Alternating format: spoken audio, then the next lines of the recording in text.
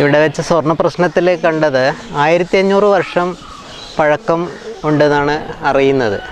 പൂർവികമായിട്ട് ഇത് പരശുരാമൻ്റെ പ്രതിഷ്ഠയാണെന്ന് ഒരു സങ്കല്പമുണ്ട്. പരശുരാമൻ അന്ന് കുറേ ക്ഷേത്രങ്ങൾ പ്രതിഷ്ഠിച്ച കൂട്ടത്തിൽ പെടുന്ന അത്രയും പഴക്കം ഈ ക്ഷേത്രത്തിനുണ്ടെന്നാണ് പറയുന്നത്. പ്രശ്നവിധിയിൽ അവർ കണ്ട കാര്യങ്ങളാണ്. ഇത് വളയനാട് ക്ഷേത്രമായിട്ട് ബന്ധമുണ്ട്. പൂർവികമായിട്ട് ഇത് ക്ഷേത്രം നടത്തിപ്പ് വളയനാട് ദേവസ്വം സാമൂതിരിയായിരുന്നു ഈ ക്ഷേത്രം നടത്തിക്കൊണ്ടുപോയത്. പിന്നീട് അവർ അത് കാലക്രമേണ നാട്ടുകാരുടെ കൂട്ടായ പ്രവർത്തനത്തിൻ്റെ പരിധിയിൽ വരികയും പൊതു കമ്മിറ്റി വന്ന് അങ്ങനെ നടത്തി വളരെ താഴ്ന്ന അവസ്ഥയിൽ നിന്നാണ് ക്ഷേത്രം ഇന്നത്തെ അവസ്ഥയിലെത്തിയത്. ഇന്ന് ധാരാളം പുനരുദ്ധാരണ പ്രവൃത്തികൾ നമ്മൾ ഇവിടെ നടത്തി. ദേവീ സങ്കല്പം ഒരു ശാന്ത സ്വഭാവം. അന്നത്തെ അതിൽ ഭദ്രകാളി എന്ന രൂപത്തിൽ ആണെങ്കിലും ശാന്തസ്വരൂപിയായിട്ടുള്ള ദേവിയായിട്ടാണ് ഇവിടുത്തെ സങ്കല്പം. ഉത്തമ പൂജകളാണ് ഇവിടെ നടക്കുന്നത്. ഏറ്റവും പ്രധാനമായിട്ട് ഇവിടുത്തെ ദേവിയുടെ വഴിപാടായിട്ട് ഗുരുതി തർപ്പണമാണ്. ഈ വർഷത്തിൽ നടത്തുന്ന പ്രധാന അനുഷ്ഠാനം ഗുരുതി തർപ്പണത്തോടു കൂടിയാണ് ഇവിടെ ഉത്സവം പൂർണ്ണമാവുന്നത്. ഇത് ഒരു കാവ് സമ്പ്രദായമാണ്. പൂർവികമായിട്ട് ഒരു കാവ് സമ്പ്രദായത്തിൽ കുളവും അതിനോട് ബന്ധപ്പെട്ട നാഗക്കോട്ടയും ഭഗവതി സങ്കല്പങ്ങളും ഇങ്ങനെയൊക്കെയായിരുന്നു. അത് പിന്നീട് ഇവിടെയുള്ള ഒരു പഴയ തറവാട്, നായർ തറവാടിന് കൈമാറി അങ്ങനെ വന്നൊരു സമ്പ്രദായക്രമമായിരുന്നു. പിന്നീട് അതൊക്കെ മാറി ജനങ്ങൾ ഇടപെട്ട് പിന്നെ അതൊരു കമ്മിറ്റിയായി രൂപീകരിച്ച് അങ്ങനെ സംവിധാനത്തിലേക്ക് ഉയർന്നു വന്ന ക്ഷേത്രമാണ്. ഒരു പ്രധാന ചടങ്ങുകൾ പിന്നെ കാര്യമായിട്ട് ഭഗവതിക്ക് കലശപൂജകളും താന്ത്രിക വിധിപ്രകാരമുള്ള കർമ്മങ്ങളാണ് ഇപ്പം ചെയ്തു പോരുന്നത്. മുമ്പ് അങ്ങനെ അല്ലായിരുന്നു. തറവാട്ടുകാർ ഒക്കെ ചെയ്തു പോകുന്ന സമ്പ്രദായമായിരുന്നു. ഇപ്പോൾ അത് മാറി കുറേ കാലങ്ങൾക്ക് ശേഷം താന്ത്രിക വിധിപ്രകാരമുള്ള കർമ്മങ്ങൾ, കലശം, അങ്ങനെയുള്ള കാര്യങ്ങൾ, പിന്നെ പാട്ടുത്സവമായിട്ട് കഴിക്കും. ഒരു ദിവസമേ ഉള്ളൂ പാട്ടുത്സവം. കളമെഴുത്തും പാട്ടും അത് പ്രധാനമാണ് ദേവിക്ക്. അങ്ങനെയുള്ള കാര്യങ്ങളൊക്കെ ആയിരുന്നു ഇവിടെ ഇപ്പോഴും നടന്നു വരുന്നത്. അങ്ങനെ തന്നെയാണ്. പിന്നെ ഗുരുതി ഒരു പ്രധാന ചടങ്ങാണ്. അതോടുകൂടി ഈ ഉത്സവ കാലം മകരമാസത്തിലാണ് നമ്മളിപ്പോൾ എല്ലാ കൊല്ലവും പ്രതിഷ്ഠാ നക്ഷത്രമില്ല. മകരമാസത്തിലൊരു വെള്ളിയാഴ്ചയോ ചൊവ്വാഴ്ചയോ ദിവസം വരുന്ന കാലയളവിലാണ് നമ്മൾ തീരുമാനിക്കാറുള്ളത്. പ്രാദേശിക വരവുകളുണ്ട്. 6 പ്രാദേശിക വരവുകൾ പല ഭാഗത്തു നിന്നായിട്ട്, ഉടുമ്പ്രയിലെ പല ഭാഗത്തു നിന്നും, അതുപോലെ തന്നെ തിരുവണ്ണൂർ ഭാഗത്തു നിന്നും, നമ്മൾ തൊട്ട പ്രദേശമായിരിക്കുന്ന തിരുവണ്ണൂർ ഭാഗത്തു നിന്നും വരവ് ഉണ്ടാവലുണ്ട്. കാര്യങ്ങളും നല്ല എല്ലാ വിധിപ്രകാരമുള്ള കർമ്മങ്ങളും കലശങ്ങളും ഒക്കെ ചെയ്തു ഗുരുതിയോടുകൂടി അവസാനിച്ചു. എല്ലാ കാര്യങ്ങളും ഭംഗിയായി കഴിഞ്ഞിട്ട് ഒരു വിഷയങ്ങളും ഇല്ലാതെ തന്നെ. ഇതിവിടെ പഴയ ഒരു ഓടിട്ടൊരു ക്ഷേത്രം എന്നാണ് അറിയാൻ കഴിഞ്ഞത്. പണ്ടൊരു ആൽവൃക്ഷം വീണിട്ട് അത് നശിച്ചു പോയതാണ്. അത് പിന്നെയാണ് അതിൻ്റെ ശ്രീകോവിൽ ആളുകൾ കാണാൻ പുറപ്പെട്ട്. അന്ന് ദൂരം നിന്നുള്ള ദർശനം. ഇനി ഇപ്പോൾ ശ്രീകോവിൽ അങ്ങനെ അതിൻ്റെ ഉള്ളിലൊരു ശ്രീകോവിലുണ്ടെന്ന് മനസ്സിലാക്കിയത് അപ്പോഴാണ്. അങ്ങനെ അത് ഒരു മരം വീണിട്ട് ഇതായിപ്പോയതാണ്. പിന്നെ ഒരു തറ മാത്രമേ ഉള്ളേ. ഇനി പിന്നെ ആഴ്ചയിൽ 2 ദിവസമേ ഉള്ളൂ ഇനി പൂജ. അപ്പം ചെയ്യുന്ന അനിൽ നമ്പൂതിരിൻ്റെ അച്ഛൻ ഉണ്ണികൃഷ്ണൻ എന്ന് പറഞ്ഞ ആളെ ഇനി ചെയ്തു പോകുന്നത്. അതിൻ്റെ പണ്ട് നമ്പൂരിമാർ ചെയ്തിനി പുഴ നീന്തിക്കടന്ന് വന്ന് ആണ് ഇവിടെ വഴിപാടുകൾ കഴിച്ചതെന്ന് പറയണത് കേട്ടിക്കണ്. അങ്ങനെ ഇത് വീണതിൻ്റെ ശേഷം പിന്നെ അത് ആദ്യം ഓലപ്പുര, പിന്നെ ഓട്, പിന്നെ അത് കഴിഞ്ഞതിൻ്റെ ശേഷമാണ് ഇപ്പോൾ വാർപ്പാക്കിയത്. അത് വീണതിൻ്റെ ശേഷം അത് പഴയ കാലത്ത് പിന്നെ ഒരു ക്ഷേത്രത്തിനൊരു തീപിടിച്ചൊരു സംഭവം ഉണ്ടായി. ഒരു ക്ഷേത്രത്തിലേക്ക് വരവ് പോകുമ്പോൾ ഈ ക്ഷേത്രത്തിന് തീപിടിക്കുകയും നാട്ടുകാരൊക്കെ പാടെ വന്ന് തീ അണയ്ക്കുകയും അതിന് ശേഷം ഒരു കമ്മിറ്റി ഉണ്ടാക്കി ഒരു 10-44 തെങ്ങ് ജനങ്ങളിൽ നിന്ന് ശേഖരിച്ചും കണ്ട് അതിൽ നിന്നുള്ള വരുമാനം കൊണ്ടാണ് ഇവിടുത്തെ കാര്യങ്ങൾ നടത്തി പോകുന്നത്. അന്നത്തെ പഴയ ആൾക്കാർ നല്ലോണം കഷ്ടപ്പെട്ട് പ്രയത്നിച്ചിട്ടാണ് ഈ അമ്പലം ഇന്ന് ഈ രൂപത്തിലായത്. നമ്മൾ ക്ഷേത്ര പരിപാലന കമ്മിറ്റി 15 അംഗ കമ്മിറ്റിയാണ്. നല്ല രീതിയിൽ വളരെ നല്ല രീതിയിൽ പ്രവർത്തിക്കുന്നൊരു കമ്മിറ്റിയാണ്. നമ്മൾ പ്രാദേശികമായിട്ട് നമ്മൾ ക്ഷേത്രം ചെയ്യുന്ന സേവന പ്രവർത്തനം നമ്മൾ കുറച്ച് കാലമായിട്ട് തീരുമാനിച്ച് നടപ്പിലാക്കിയൊരു പദ്ധതിയാണ്. നമ്മുടെ പ്രദേശത്ത് അസുഖമായിട്ട് അല്ലെങ്കിൽ വളരെ ആസന്നമായി നിൽക്കുന്ന ആളുകൾക്ക് വേണ്ടിയിട്ട് നമ്മൾ ക്ഷേത്രത്തിൻ്റെ ഒരു വരുമാനത്തിൻ്റെ ഒരു വിഹിതം അല്ലേ, ആ ഒരു വിഹിതം നമ്മൾ കൃത്യമായിട്ട് നമ്മളത് കാരുണ്യ പ്രവർത്തനം, ഒരു സേവാ പ്രവർത്തനം എന്ന രീതിയിൽ കൊടുക്കാറുണ്ട്. അപ്പം ക്ഷേത്രം എന്ന് പറയുന്നത് തന്നെ അല്ലേ, നമ്മളെ മനസ്സിൽ ഭക്തിയും അതിൻ്റെ കൂടെ സേവനം കൂടി വരുമ്പോഴാണ് അത് പൂർണ്ണതാവുക. അപ്പോൾ അത് വളരെ നല്ല രീതിയിൽ നമ്മൾ നടത്താറുണ്ട്. നമ്മളെ ക്ഷേത്ര പരിപാലന കമ്മിറ്റി സെക്രട്ടറി സുരേശൻ മുതലക്കണ്ടി അവറുകളാണ്. അതേപോലെ ക്ഷേത്രം പ്രസിഡന്റ് മണിദാസൻ വടാഞ്ചേരി, നമ്മളെ മനോജേട്ടൻ ക്ഷേത്രേശൻ മനോജേട്ടനാണ്, വൈസ് പ്രസിഡൻ്റാണ് ഞാനാണ്.